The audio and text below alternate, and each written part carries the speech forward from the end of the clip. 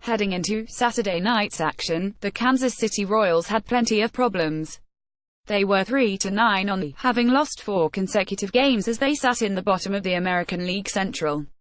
The offense has been a disaster, having scored only 36 runs over their first 12 games.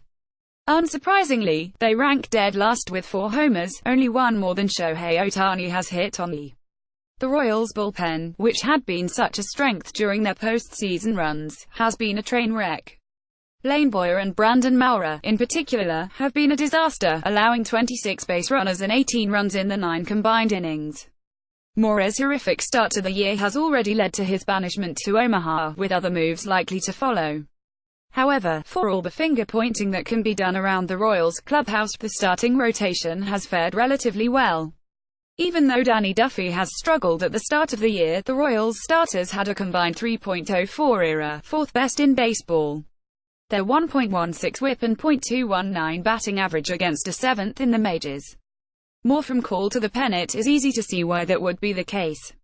Ian Kennedy is off to an excellent start, looking like the pitcher the Royals hoped they were getting back in 2016.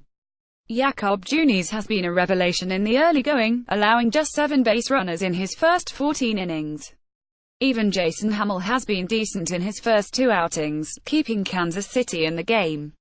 The Royals have also been operating with a very thin margin of error. All 3 wins came in shutouts, including both of Junis' outings prior to Saturday night. Kansas City has already lost 4 games where they held the opposition to 4 or fewer runs. It is difficult to hold any major league roster scoreless consistently, and if the Royals cannot score more than 3 runs a game, then what was expected to be a long will be even longer. Heading into the start of the 2018, there were plenty of questions about the Royals roster. However, it was expected that they would score their fair share of runs, and have a relatively decent bullpen. Instead, at least in the early going, it has been the rotation that has been the strength of the roster, as virtually every other area on the team has struggled. The Kansas City Royals may be in the cellar of the AL Central, but it is not the fault of the starting rotation.